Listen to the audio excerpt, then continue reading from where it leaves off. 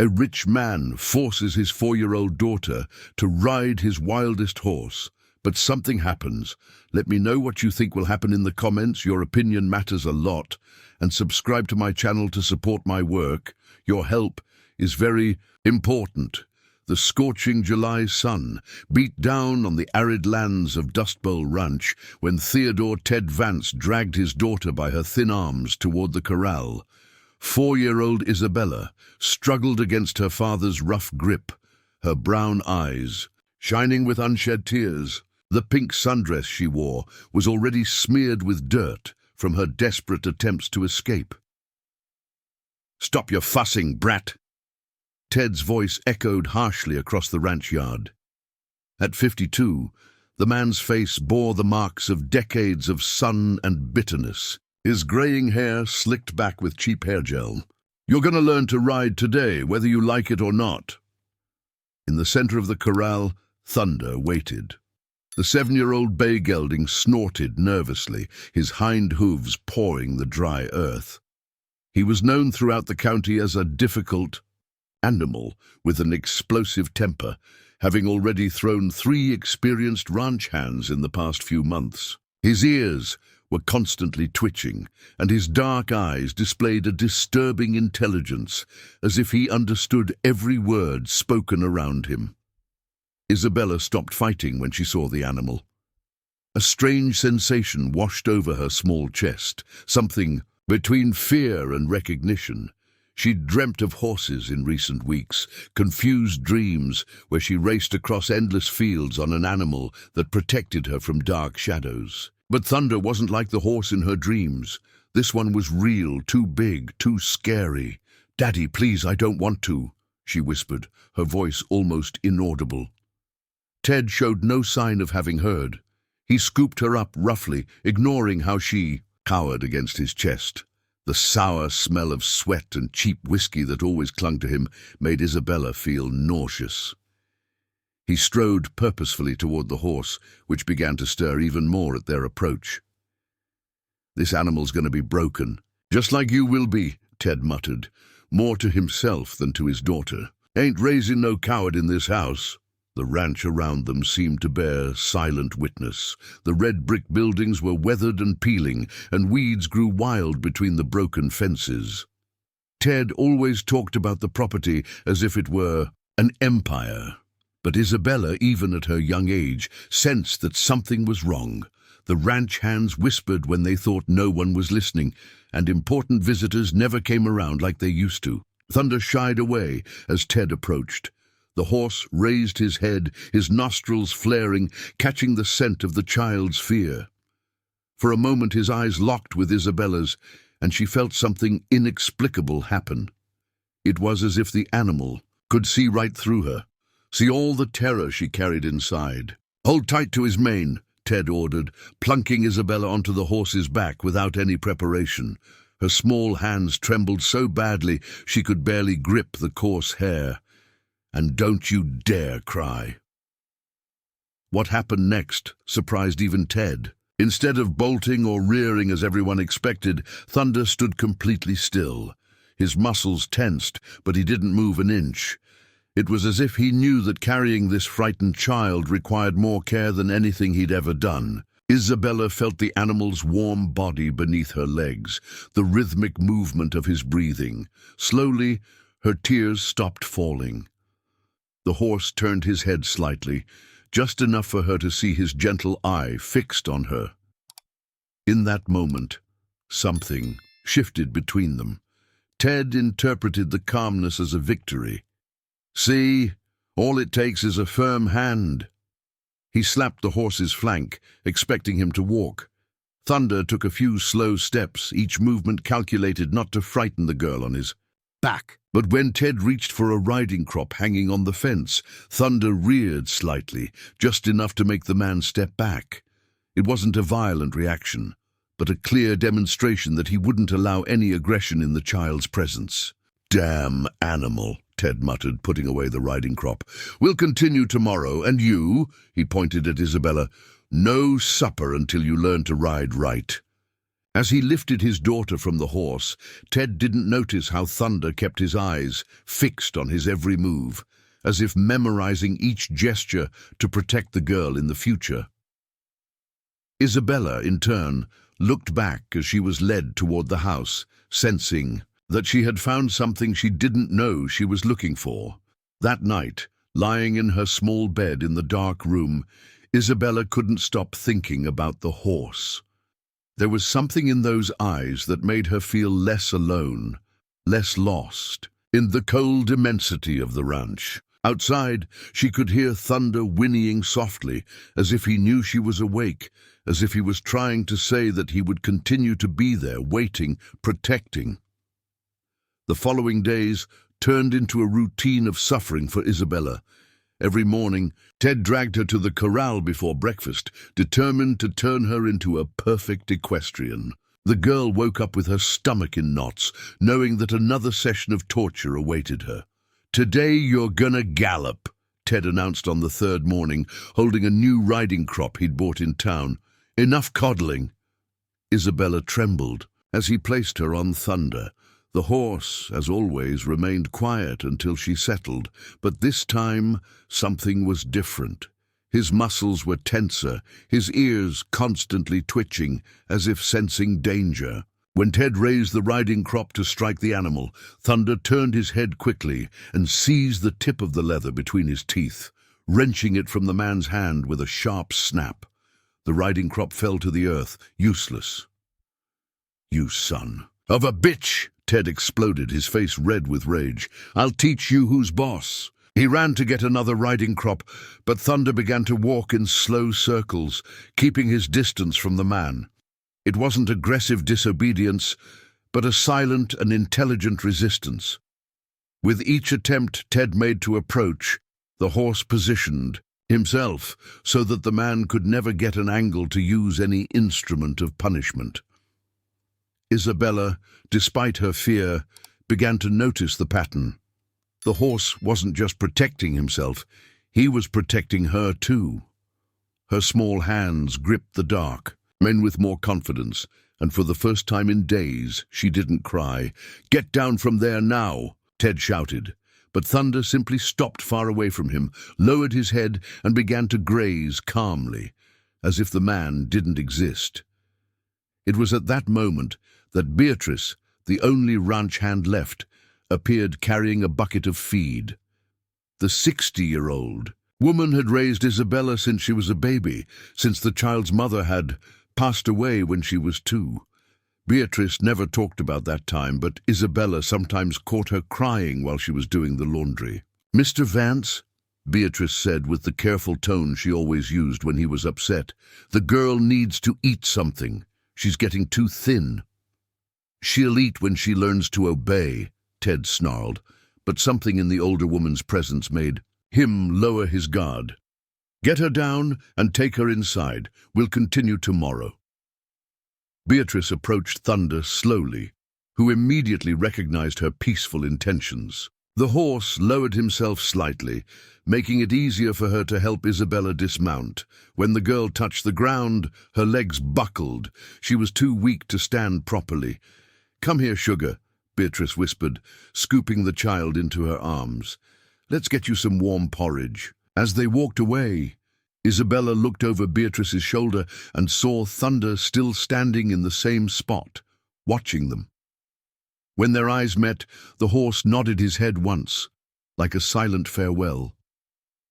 In the kitchen of the big house, Beatrice prepared cornmeal porridge with warm milk. Isabella ate slowly, her small hands barely able to hold the spoon. Hunger was starting to make her dizzy, but she knew she needed to hide it from her father. "Beatrice," she asked in a weak voice, "where's my mama?" The older woman stopped stirring the porridge. Her hands trembled slightly before returning to the rhythmic movement of the spoon in the pot. "Your mama, she had to go away, honey. Sometimes people have to go away." "But why didn't she take me with her?" Beatrice closed her eyes tightly, as if the question caused her physical pain. When she opened them again, they were damp. Some things are too complicated for children to understand, but I'm sure she thinks about you every day." Isabella wasn't satisfied with the answer, but she realized that asking more questions would only make Beatrice sad. Instead, she asked something that had been puzzling her for days. "Why doesn't thunder hurt anyone when I'm around?" Beatrice smiled for the first time that day. "Animals know things we don't, Sugar. They sense when someone needs protecting." "Is he protecting me?" "I think so. And you know what? Your daddy might not notice, but I see how that horse looks at you. It's the same way your mama used to look." That night, Isabella couldn't sleep. Beatrice's words echoed in her head, mixing with fragmented memories that she didn't know if they were real or dreams. She vaguely remembered a woman with long, dark hair singing lullabies, soft hands chasing away nightmares, a sweet perfume that made her feel safe. Around midnight, she heard heavy footsteps in the hallway. Ted was returning from another night in town, staggering through the rooms of the house. Isabella shrank under the thin blanket, praying that he wouldn't come into her room. The footsteps stopped in front of her door. She held her breath, her heart beating so hard she was sure he could hear it. After a few seconds that seemed eternal, the footsteps continued down the hall. Outside, she could hear Thunder moving around in the pasture near the house. It was strange. Horses normally slept at night, but he seemed to be always alert when Ted came home drunk, as if he were standing guard, protecting not only his own dreams, but hers too. The second week of January brought an unexpected change in Isabella's tortuous routine. Ted had gone out to take care of some business in town and wouldn't be back until the end of the day, leaving the girl free from the morning sessions. In the corral, Beatrice took advantage of the opportunity to try to restore some of the child's weakened health. "Let's take a walk to the pasture, Sugar," the woman suggested, preparing a basket with homemade bread and warm milk. "You need to get some sun and breathe fresh air." Isabella accepted timidly, her little legs still weak from the irregular feeding that Ted imposed as punishment. They walked slowly along the dirt trail that led to the fields where Thunder grazed freely during the day. The morning sun was mild, unlike the scorching midday heat, and for the first time in weeks, Isabella felt a little peace. When they arrived at the pasture, they found Thunder grazing near a jacaranda tree. The horse raised his head immediately upon seeing them, his ears perked up in attention. But this time, without the menacing presence of Ted, his posture was completely different, relaxed, almost welcoming. "Look how calm he is," Beatrice murmured, spreading a blanket under the shade of the tree. "It's as if he knows you need rest." Isabella sat on the blanket and began to eat the bread that Beatrice had prepared. It was the first complete meal she had had in days, and her stomach ached with gratitude. As she ate, she watched Thunder, who had gradually approached until he was a few feet away. Can I give him a piece of bread?" Isabella asked, her voice still whispered from the habit of being afraid to speak loudly. Beatrice smiled. "Of course you can, honey, but let me show you the right way." The older woman took a piece of bread and showed her how to offer it in the palm of her outstretched hand. "That way he won't accidentally hurt you with his teeth." Isabella imitated the gesture carefully. Thunder came even closer, lowered his giant head, and with surprising delicacy took the bread from her small hand. His soft lips barely touched the girl's skin, but she felt a shiver of emotion run down her spine. "He likes me," Isabella said, a shy smile appearing on her face for the first time in weeks. "Of course he does. Animals sense when a person has a good heart." As Thunder chewed the bread, Isabella noticed something she had never noticed before. The horse had a small scar on his muzzle, a white mark that cut across his dark coat. Without thinking much, she reached out and gently touched the mark. "Where did that come from?" she asked Beatrice. The woman's expression clouded over. "Your Daddy hasn't always been gentle with animals. Thunder arrived here 2 years ago, still a colt, and, well, Ted has rough ways of breaking them. Isabella felt a pang in her chest. The scar on Thunder's muzzle was like a mirror of the pain she herself carried. They were alike, two creatures hurt by Ted's cruelty, finding solace in each other's company. "Beatrice," Isabella said after a long silence, "did you know my mama?" The question caught the woman off guard. She stopped tidying up the remains of the snack and remained very quiet for a moment. "Yes, I knew her, honey. Your mama was a very special woman." "What was she like?" Beatrice sighed deeply, as if she were deciding how much she could tell. "Without breaking some silent promise, Carmen was gentle like you. She had the same sweet way of speaking, the same kind eyes. She loved animals, especially horses. She always said they understood things that people couldn't see." "And why did she go away?" The silence that followed was long and heavy. Beatrice looked at Thunder, who had lain down near the blanket and seemed to be listening to the conversation attentively. "Sometimes, honey, people are forced to make very difficult decisions. Your mama, she didn't want to go away. She never wanted to leave you." "Then why did she leave?" Beatrice closed, her eyes fighting back tears that threatened to fall. "Your daddy said things to her, did things that forced her to go, but she fought hard to stay. You need to know that. Fought harder than anyone I've ever known." Isabella didn't fully understand what Beatrice was saying, but she sensed that there was something very sad behind the words. "Is she coming back?" "I don't know, honey. Sometimes life isn't fair to good people." Thunder stood up at that moment and walked over to Isabella. Carefully, he lowered his head and gently touched the girl's face with his muzzle, like a caress. It was as if he understood her sadness and wanted to comfort her. "Look at that," Beatrice whispered, her voice choked with emotion. "He knows exactly what you're feeling." Isabella hugged Thunder's muzzle, feeling the warmth of his breath against her face. For a moment, the pain in her chest lessened. She wasn't completely alone in the world. She had Beatrice, who loved her like a grandmother, and now she had Thunder, who protected her like a silent guardian. "Beatrice, can I ask you a different question?" "Of course, honey." "Why is my daddy so mad at me? Did I do something wrong?" The question broke Beatrice's heart. She pulled Isabella closer, hugging the girl with all the tenderness she could offer.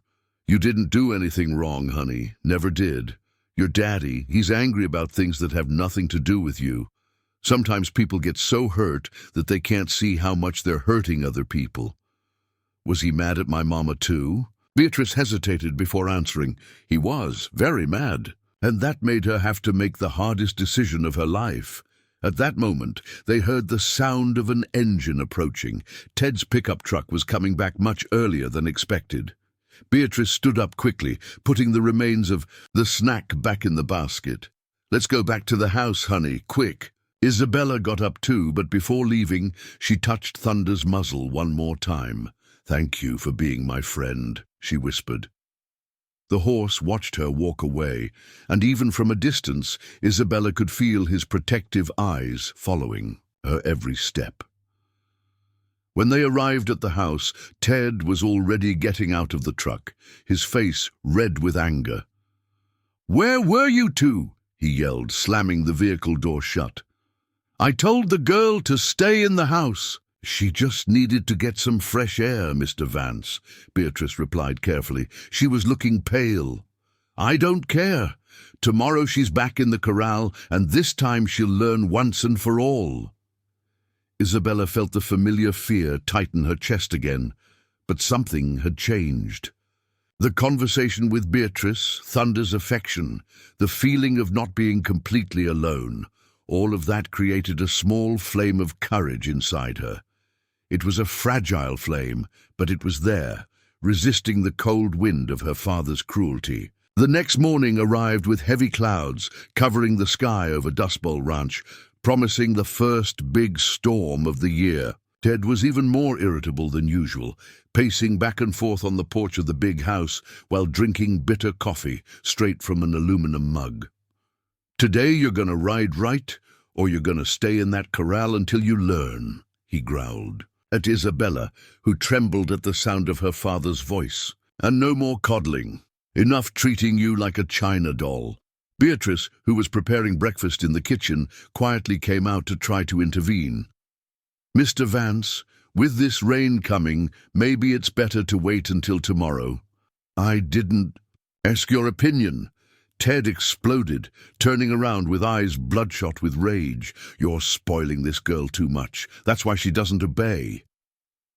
Isabella cowered behind Beatrice, but she knew it wouldn't do any good to try to escape.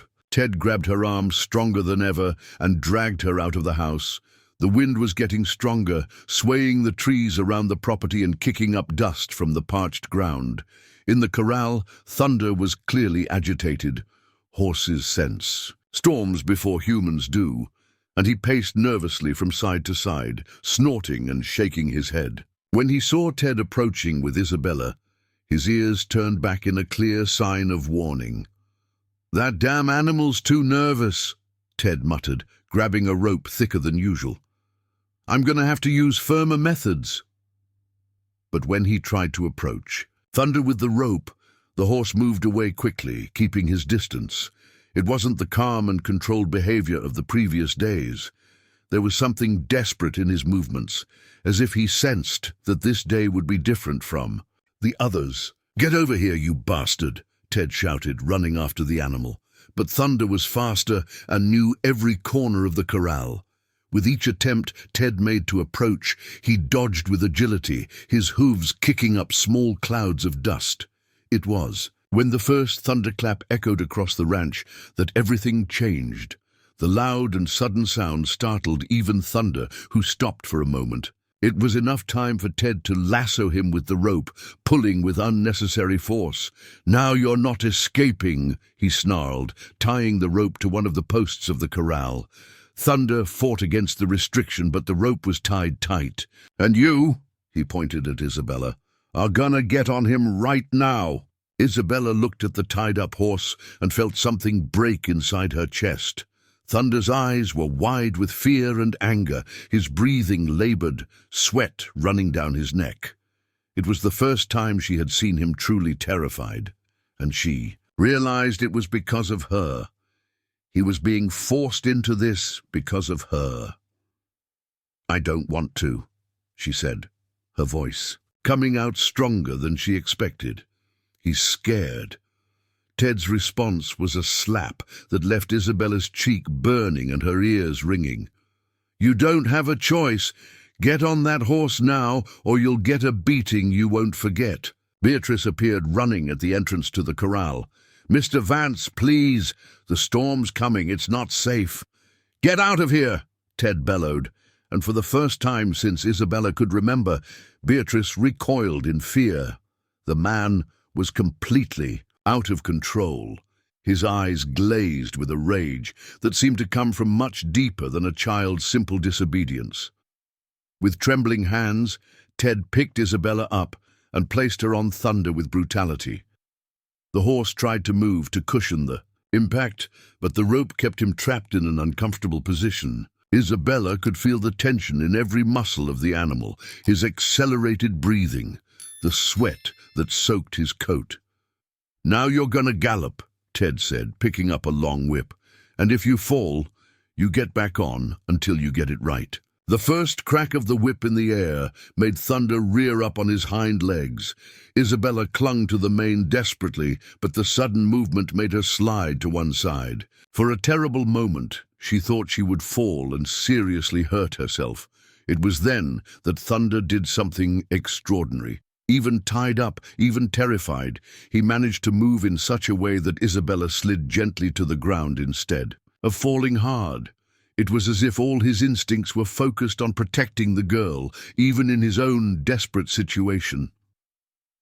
"Get up and get back on," Ted shouted, but his voice was almost drowned out by another thunderclap, louder and closer than the last. The first fat raindrops began to fall, creating small craters in the dry earth of the corral. Isabella got up slowly, her legs weak from fear and exhaustion. She looked at Thunder and saw something in his eyes that she had never seen before. It wasn't just fear or anger, but something that looked a lot like sadness, as if the horse knew that this situation was breaking something important between them. "I'm so sorry," she whispered, so low that only Thunder could hear. "I don't want you to suffer because of me." The horse lowered his head slightly, as if he understood her words. At that moment, a lightning bolt illuminated the dark sky, followed immediately by a deafening thunderclap. The rain began to fall hard, quickly turning the dust of the corral into slippery mud. "We're gonna continue," Ted shouted, but now he had to shout to be heard because of the rain. "A little water isn't gonna kill anyone."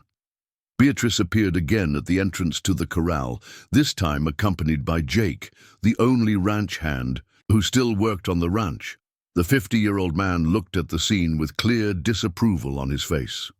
"Mr. Vance, it's not prudent to continue in this storm," Jake said, his voice firm despite the forced respect. "The corral's getting dangerous." "I didn't ask your opinion," Ted snarled, but something in the presence of the two employees made him hesitate. For the first time, he realized that he wasn't alone with Isabella. There were witnesses to his actions. The rain was getting heavier and heavier, and Thunder began to tremble, not just from fear, but from cold. His hooves slipped in the mud. That was quickly forming, and the wet rope was tightening even more around his neck. It was when a lightning bolt struck dangerously close, illuminating the entire scene as if it were day, that Jake made a decision. "Mr. Vance, with all due respect, this needs to stop now. It's dangerous for everyone." Ted looked around, at Jake with his determined expression, at Beatrice with tears mixed with rain on her face, at Isabella soaked and shivering, at Thunder struggling against the rope in the slippery mud. For a moment, it seemed that he was going to explode again, but then something changed in his expression. Maybe it was the realization that he had gone too far, or maybe just the fear that the situation would get completely out of control. He threw the whip on the ground angrily. "We'll continue tomorrow," he muttered, more to himself than to the others, and this time no audience. The storm lasted for 3 whole days, keeping everyone trapped inside the house. For Isabella, those were the 3 best days since the sessions in the corral had begun. Ted spent most of his time locked in his office, drinking and muttering to himself, while she could stay in the kitchen with Beatrice, helping with small tasks and listening to old stories of the ranch. It was during one of those conversations that Beatrice let slip something that would change everything for Isabella. "Your mama used to spend hours in the barn when she was upset," the woman said, folding clean clothes. "She said she could think better there, away from your daddy's yelling." "My mama stayed in the barn?" Isabella asked, her eyes lighting up with curiosity.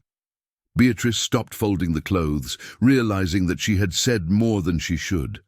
"Sometimes, yes, but that was a long time ago, honey. Can I go see it?" "No, honey, your daddy doesn't like anyone messing with things in the barn." But the seed of curiosity had been planted. During the following days, Isabella couldn't stop thinking about the barn. What did her mother do there? Why didn't Ted want anyone to go in? And more importantly, would there be something there that could help her understand why her life had become so difficult? When the storm finally passed, the sun returned to shine over Dust Bowl Ranch, but it brought with it a heavy air of humidity and tension. Ted emerged from the office with red eyes and an even darker expression than before. During the 3 days of confinement, something had festered in his mind, something that made his presence even more threatening. "Today we're gonna settle this once and for all," he announced during breakfast, looking directly at Isabella. "No more storm, no more excuses.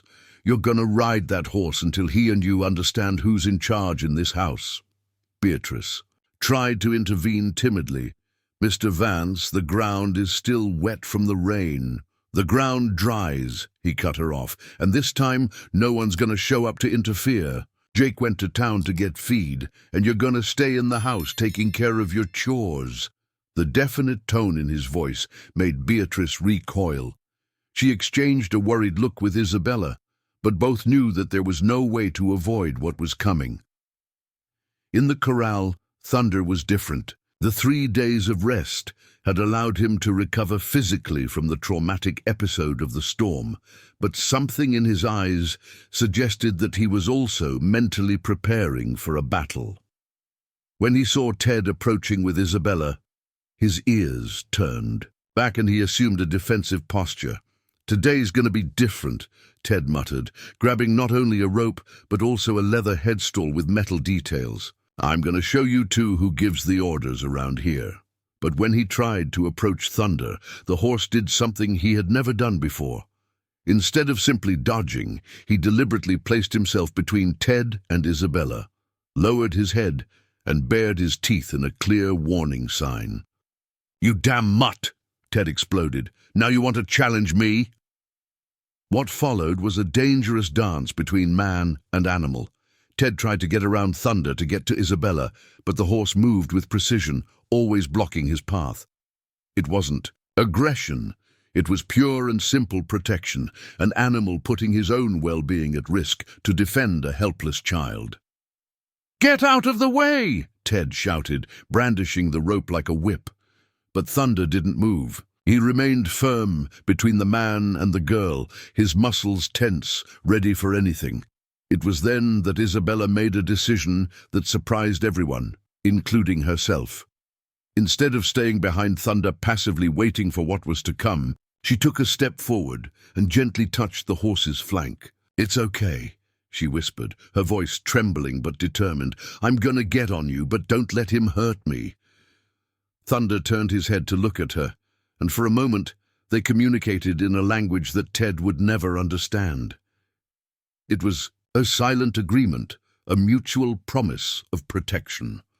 Slowly, Thunder lowered himself slightly, making it easier for Isabella to climb on. She did it carefully, her small hands gripping the mane with a confidence she hadn't felt in weeks. When she was firmly positioned, the horse stood up and became completely still. Ted, seeing that he had gotten what he wanted, lowered his guard. For a moment. "Finally, now let's see if you can get him to move." But when he made a move to approach with the whip, Thunder took a few steps back, keeping his distance. It wasn't disobedience. It was negotiation. He would carry the girl, but only on his own terms.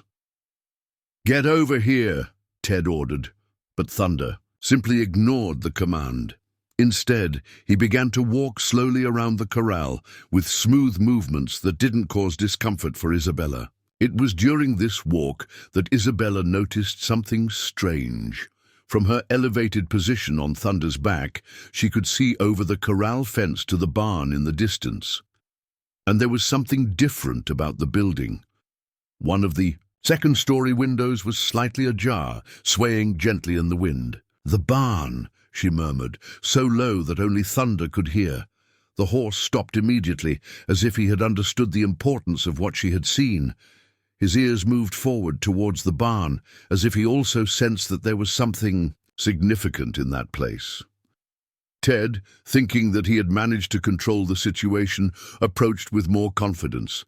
"Now that's more like it. See how easy it is when you have a firm hand?" But his arrogance didn't last long. When he tried to grab the improvised reins he had prepared, Thunder moved away again, this time towards the corral gate. It wasn't escape, it was something more calculated, as if the horse had a plan. "Where do you think you're going?" Ted shouted, running after them. Thunder slightly increased his pace, not enough to frighten Isabella, but enough to keep his distance from Ted. They passed through the open gate of the corral and headed towards the pasture, with Ted following them and shouting orders that were completely ignored. It was when they were in the middle of the open field that Isabella realized the brilliance of Thunder's plan. From there, they could see the entire property, the house, the barn, the boundaries of the ranch. More importantly, anyone arriving at the property could see them too. As if she had summoned her own luck, Isabella heard the sound of an engine on the dirt road.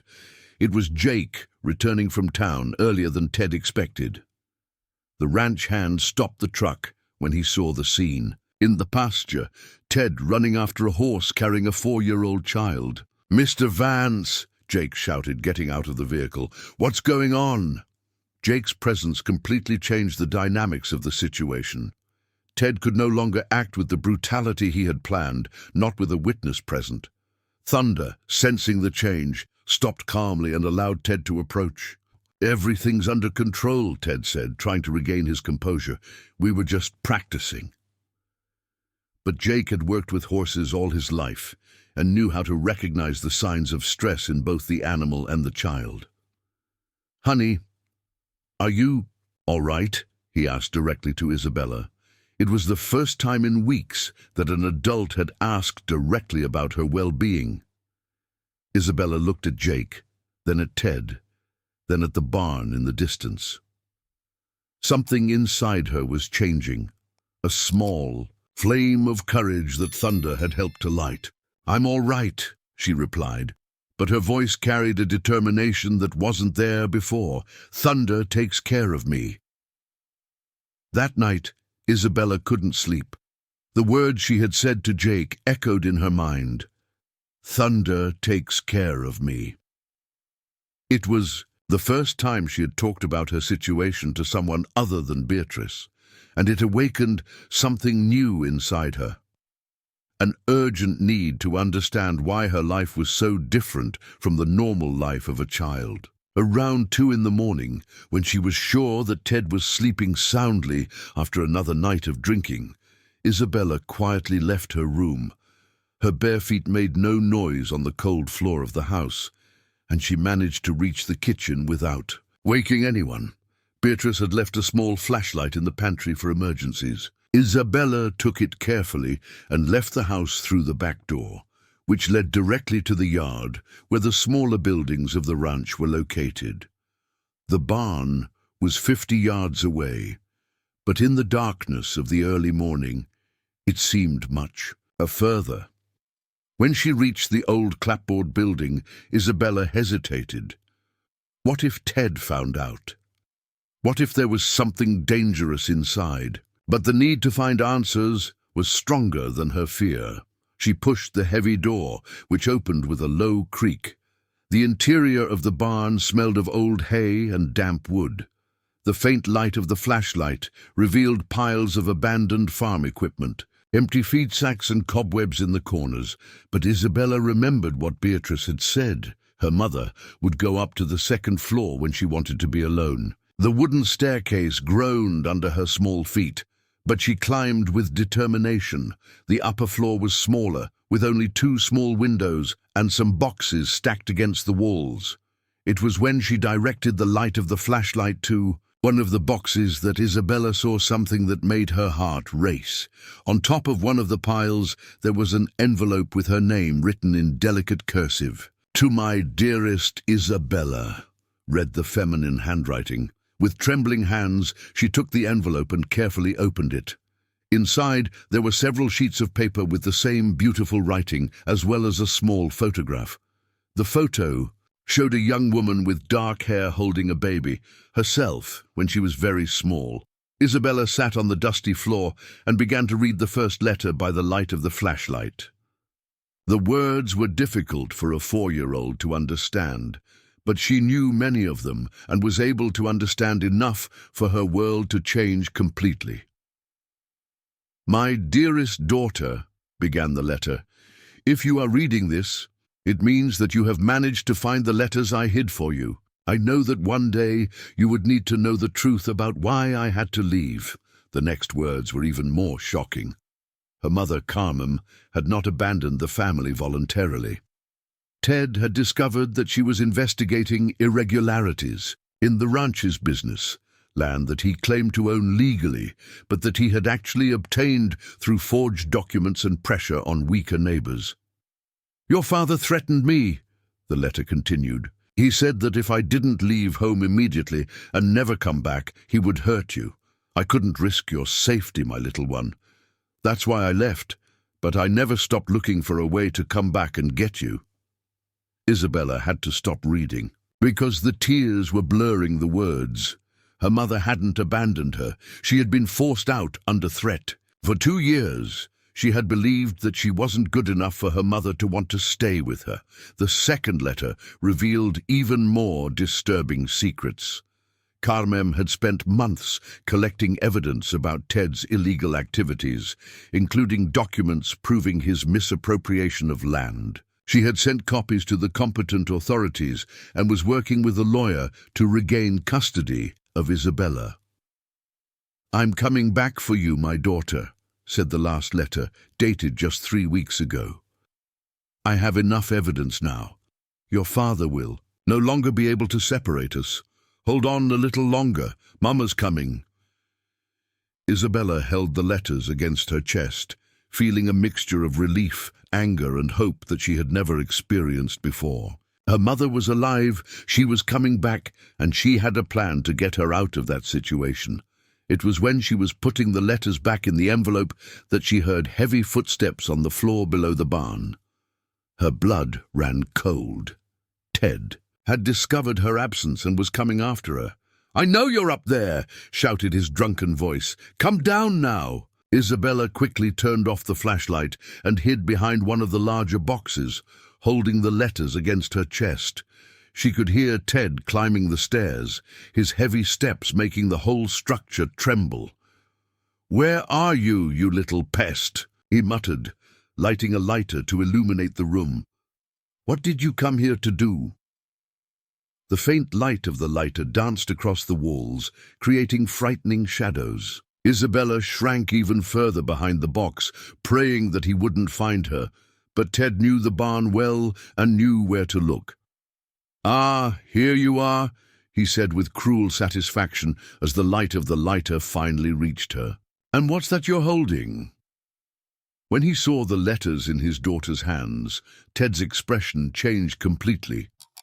The drunken anger turned into something much more dangerous. Panic and despair of a man who knew that his secrets had been discovered. "Give that here now," he ordered, reaching out his hand. But Isabella, strengthened by her mother's words of love and the courage that thunder had helped to awaken in her, did something unthinkable. "No," she said, her voice small, but firm. "They're letters from my mama to me." The refusal of a 4-year-old momentarily stunned Ted. He had spent months breaking her spirit, and now she was refusing to obey a direct order. "Your mother shouldn't have written those letters," he said, trying to control his voice. "She has no right to fill your head with lies." "They're not lies," Isabella replied, surprising herself with her own courage. "You forced her out. You did bad things with the neighbor's land, and you're mean to me." It was the first time that Isabella had verbalized the truth about her situation, and the words seemed to have power of their own. Ted took a step back, as if he had been punched. "You don't know what you're talking about," he muttered, but his voice had lost all authority. At that moment, they both heard a noise downstairs, footsteps and voices approaching the barn. Ted quickly extinguished the lighter, leaving them in total darkness. "Isabella, are you up there?" It was Beatrice's voice, filled with concern. "Up here!" Isabella shouted before Ted could stop her. "We're coming up, honey," said another voice. Jake had been woken up too to help in the search. When the two ranch hands reached the upper floor with their flashlights, they found a scene they would never forget.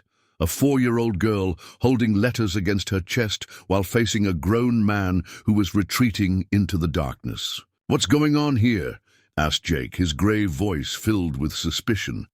Isabella looked at Beatrice, then at Jake, and finally at Ted. The presence of the two ranch hands made her feel safe enough to tell the truth. "I found letters from my mama," she said, holding out the papers to Beatrice. "She didn't abandon me. Daddy forced her out and said he was gonna hurt me if she came back." The silence that followed was deafening. Beatrice took the letters with trembling hands and began to read by the light of the flashlight, her tears falling on the paper. Jake watched Ted, who had leaned against the wall like a cornered animal. "Is this true, Mr. Vance?" Jake asked, his voice losing any trace of deference. Ted didn't answer. He couldn't deny it. The evidence was there, written in Carmen's own handwriting. His empire of lies was crumbling, and all because of a 4-year-old who had the courage to seek the truth outside, as if he knew that something important was happening. Thunder whinnied softly in the darkness. It was a sound of encouragement, a silent promise that the protection would continue no matter what happened next. The next morning brought a definitive change to Ted Vance's ranch. Beatrice had spent the entire night reading and rereading Carmen's letters, while Jake stood guard at the door of Isabella's room, ensuring that Ted didn't try to do something desperate during the night.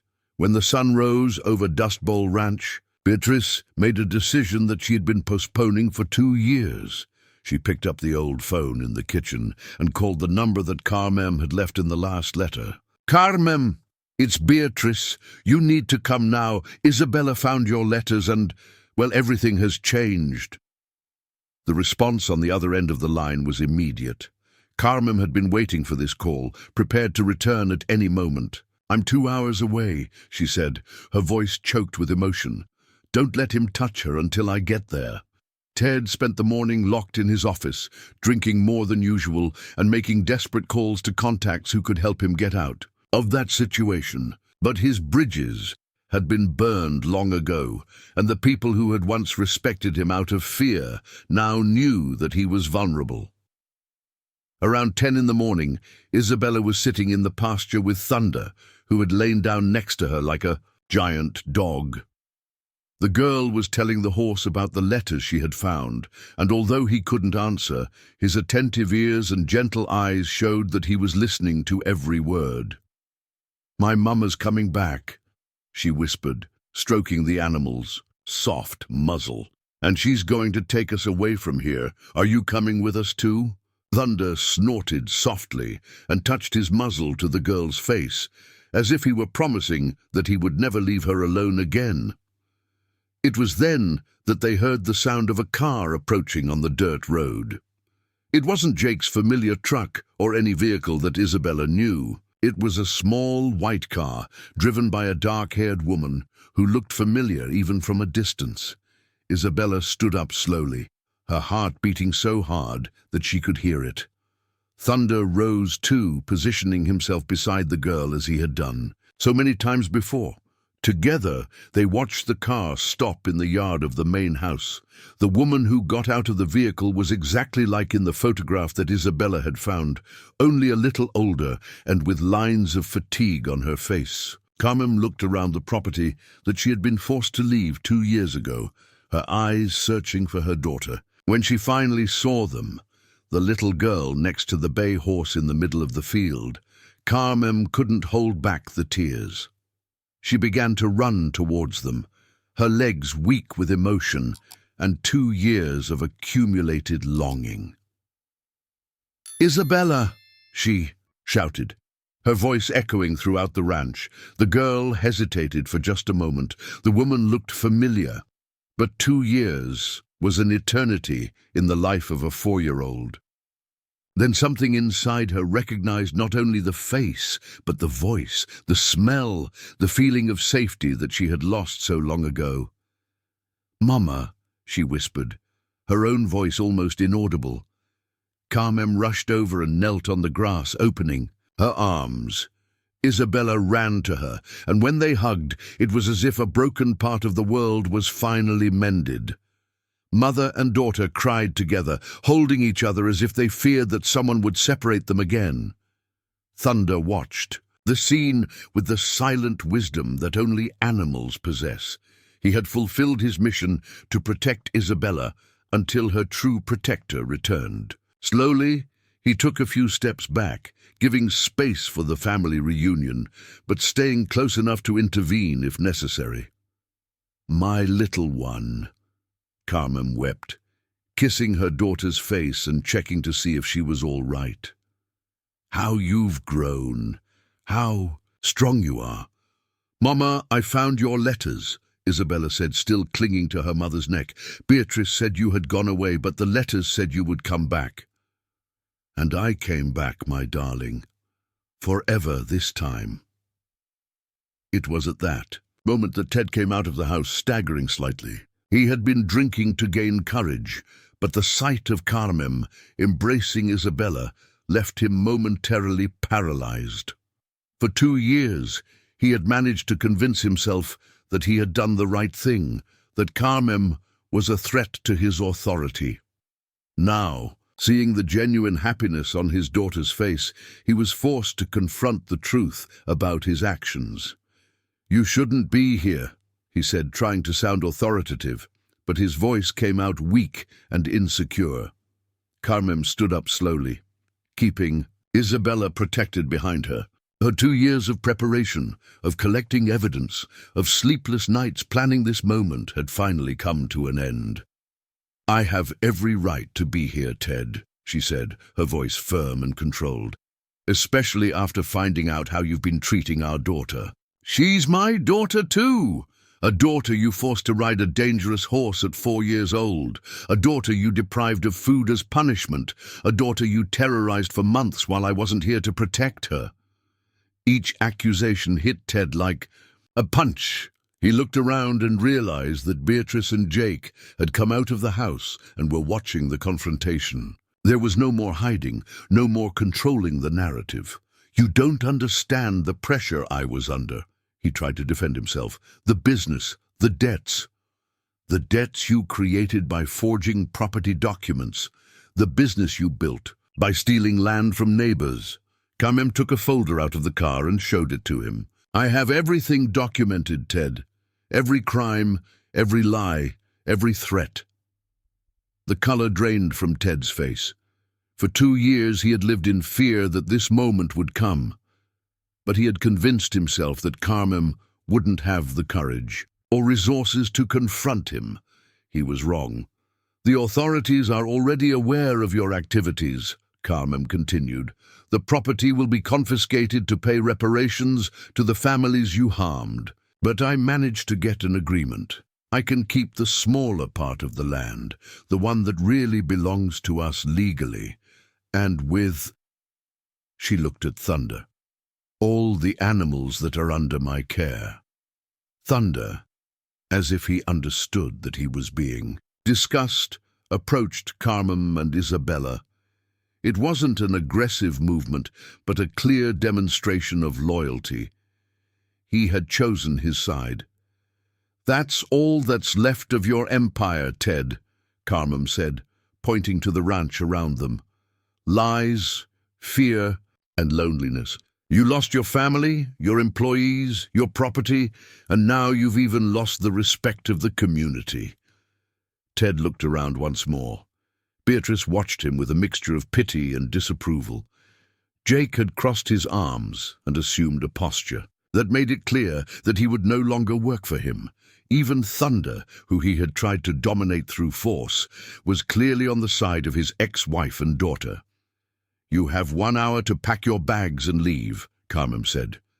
"After that, the police will come to formalize your arrest for the documented crimes." The word arrest was the final blow. Ted had lost everything: power, property, family, freedom. His legs failed him, and he leaned against the wall of the house to avoid falling.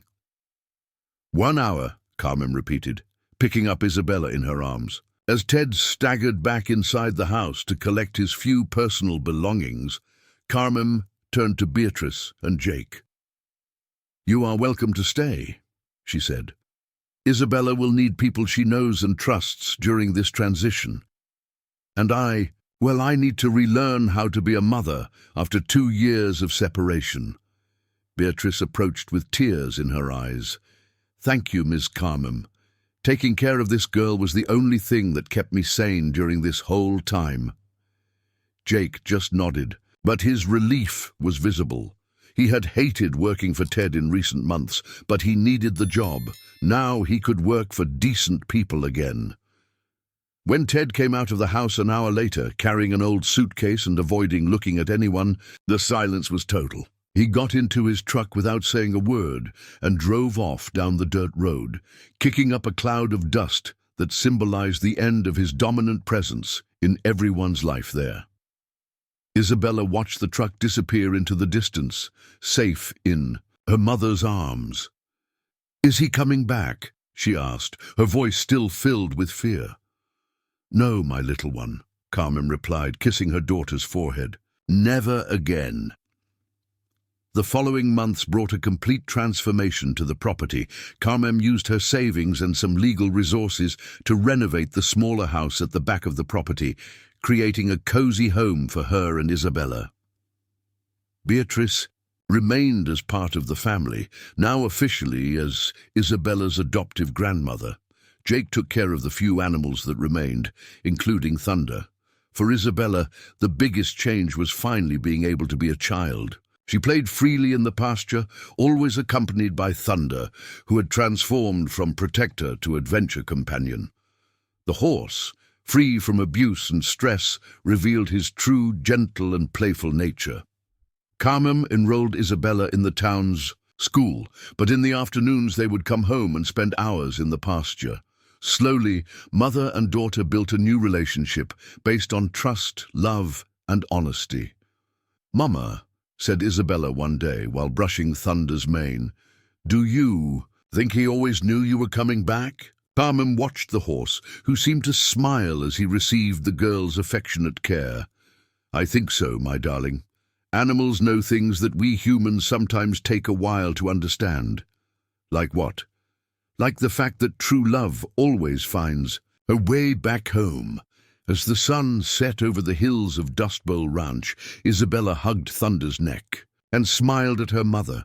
For the first time in her life, she felt completely safe, completely loved, completely at home. Thunder snorted softly as if he agreed, and the three, mother, daughter, and horse, walked together towards the house, where Beatrice was waiting for them with dinner ready and stories to tell. The nightmare was over, and a new life, filled with love and hope, was just beginning.